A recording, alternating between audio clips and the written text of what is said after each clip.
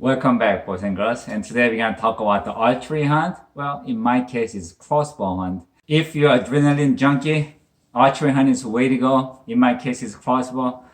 I didn't think it could be so crazy, but with the rifle hunting, you have the surge of the adrenaline just pouring out, and you hit the peak right before you pull the trigger. It's within about 5 minutes or so, and then you're still shaking, but it's over. But with archery, with wood still being so thick, and you have to wait for the deer to come into your shooting distance, which is about 20 to 30 yards, and just waiting, and you're shaking for at least 10, 15, maybe even 20 minutes, and you have continuous surge of the adrenaline, and it really gets you really shaken up. And you have to try to enjoy it.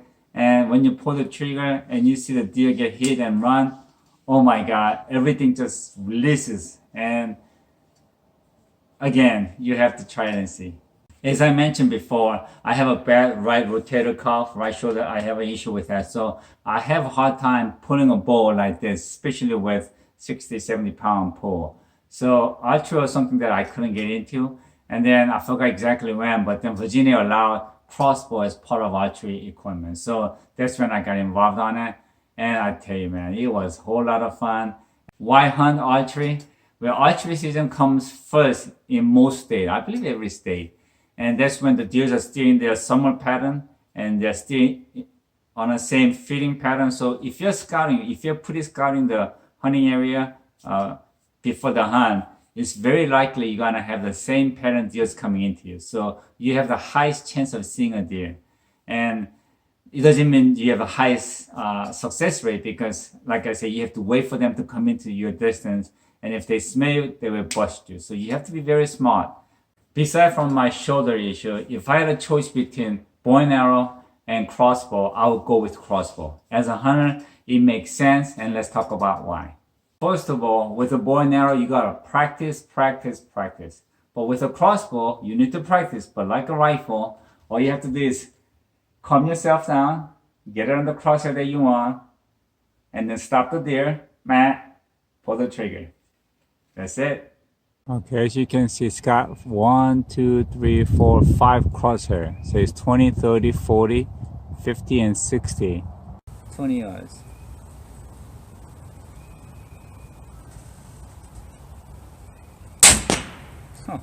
Dead center. Okay, now we are going down to 30 yards. So I'm going to be using the second crosshair. Woo! Dead center again. Okay, here's the 40 yards. So I'm going to be using the third crosshair. I'm going to be aiming for the top white target.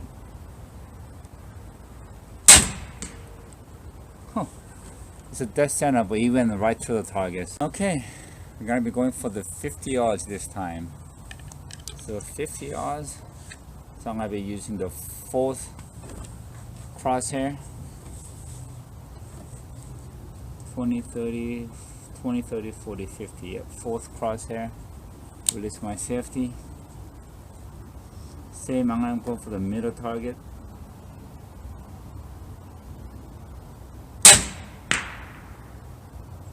Okay, I have to check it with my binoculars. It's kind of hard to see, so let's go down and see where I hit it. Okay, so this is the first 20-yard target. And that's where it hit. First shot. And then this is the 30-yard target.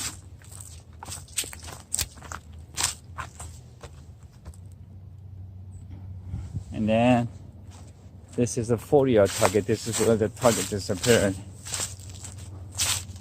But I know I saw it hitting it, so it went through right there. And then it's sticking out back here. Actually, where the arrow is sticking out, it seems like it hit right there. Where that thing is right here. Must have hit right there. I was aiming for here. It hit right here. And then you could see it sticking out back. So that's pretty good.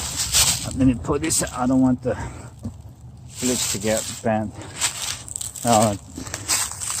This is a 50 yard. Okay. So 50 yards, it was a little off to the right high. This might be the wind because we have the wind blowing this direction right now. Today's a little windy. We have a wind factor of about 12 to 13 miles per hour.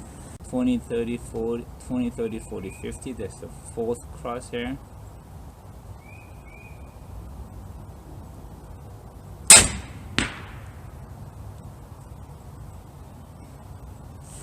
Alright, let me check with the binocular.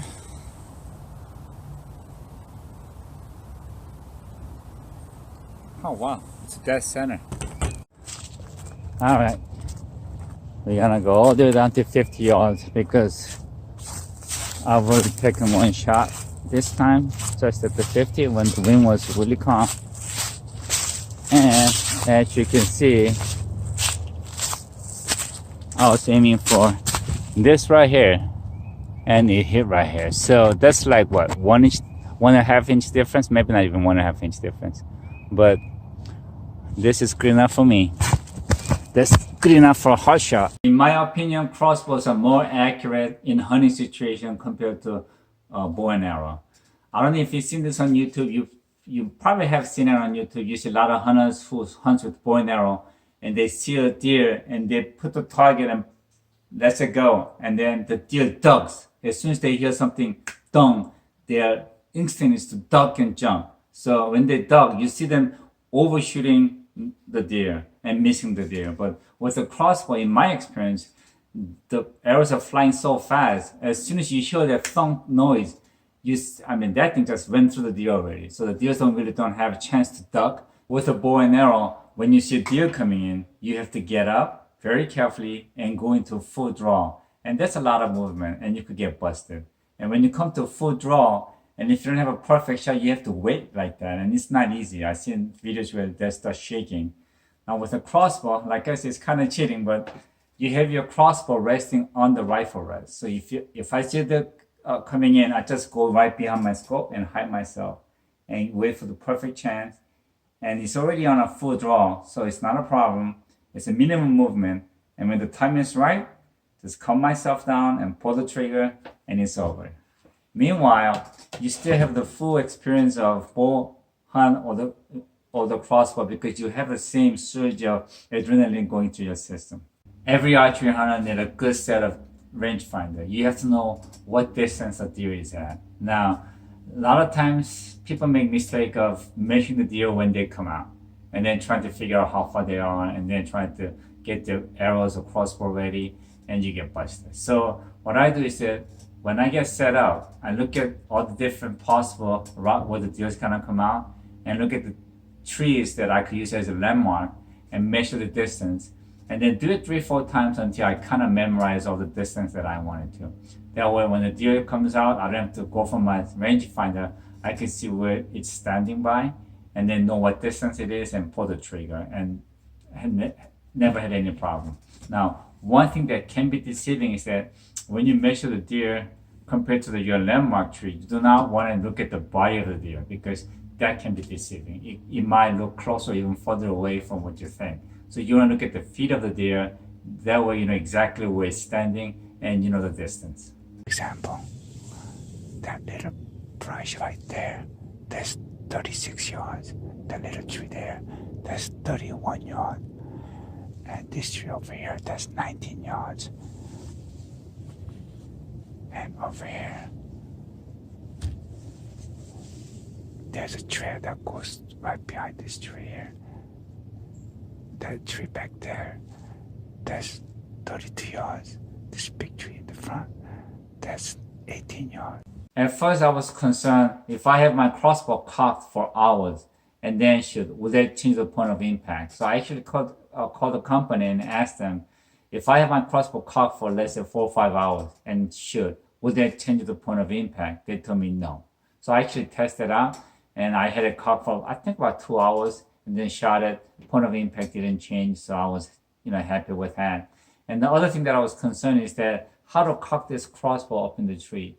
And I actually thought about carrying the crossbow, cocked crossbow up to the tree stand, and I figured that's not a good idea because if this thing goes off, it's very powerful. You could lose part of your body. So Once I figured out how to cock open the tree stand, it wasn't hard at all. Take a look. This kind of tree stand is not good for bow and arrow, but for crossbow, it's perfect. Again, I could cock my crossbow from a tree stand. Just do this. Put my butt in there. Just hold both sides, and then just pull. And that's all it takes. One of the disadvantages of using a crossbow is how to cock it. Now, most crossbows averages about 150 pounds draw weight, meaning you have to be able to pull 150 pounds and cock it. Now, they could go high as 225 pounds. Now, this one actually has a device, so you could see a hole here, and you could install a device here where you could crank it. It's a lot easier, but I just use it, I just do it by hand. I'm not that weak yet. But you could also use a rope, a cocking rope, which makes it a lot easier. But that's okay for practicing. But when you open the tree stand using a cocking rope, it's very difficult. So I just do it by hand for now. Now let me show you how to cock your crossbow. Put your feet in here. I like to use my right foot, and always have your gloves on, and hold both sides of the string, and just use your bicep and just pull. It's not really easy until you get used to it, but you do have to be physically fit. And the other alternative is that use this decocking rope. It's a lot easier. Put this back here. Use the bolt hook to hook up on the either side of the string, and hold the handle and just use your back and pull. It's so much easier. Right here on my crossbow, the first crossbow that I bought was this recoil bow, and this only cost me like 75 bucks on a sale. I wanted to start with a cheap one and see how it was for me, but I shot so many deers with this. And one thing great about this bow is that it's so light I could hold it with one hand and shoot a deer if I have to. And now one of the negative side is that this bow is accurate up to 30 yards, but beyond 30 yards, it gets a little iffy. So 3-4 years later, my kids bought this bow for me on a Father's Day. And oh my God, I love this bow. I shot so many deer with it. Weight is relatively light, and it's accurate out to like 30-40 yards without any problem. And then just about 3-4 years ago, my hunting buddy Doug, he went with a different crossbow, and he gave me this, what he was using. And this one is heavier, but very accurate. When I first hunted with this cheap crossbow, it was nothing what I expected. Boy, was I wrong. I expected if I shoot a deer, I'm gonna have arrows stuck in them, and they're gonna run off with them, and I'm gonna have a hard time tracking it.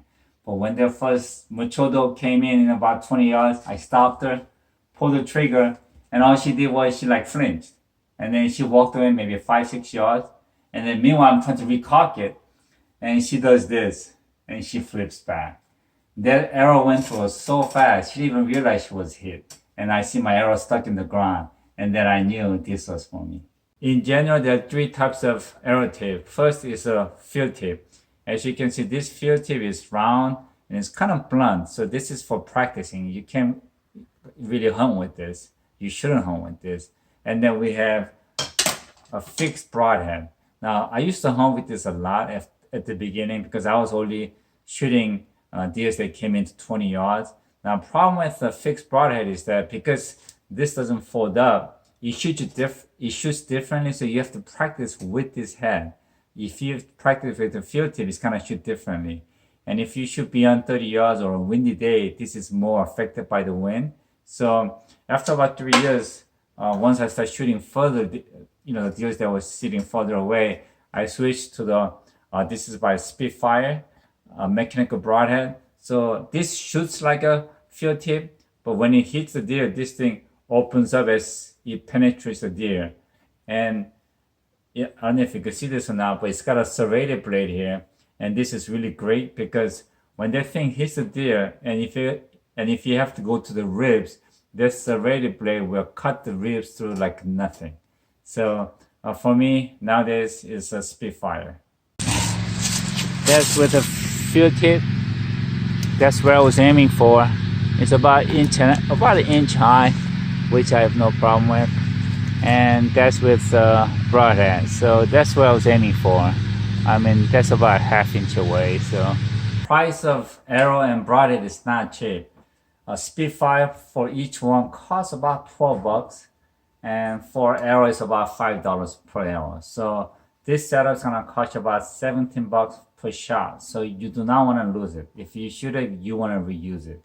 Now, a lot of times when you shoot it, you're gonna have messed up blades. If you have nice and clean blade that's not messed up, you could resharpen it.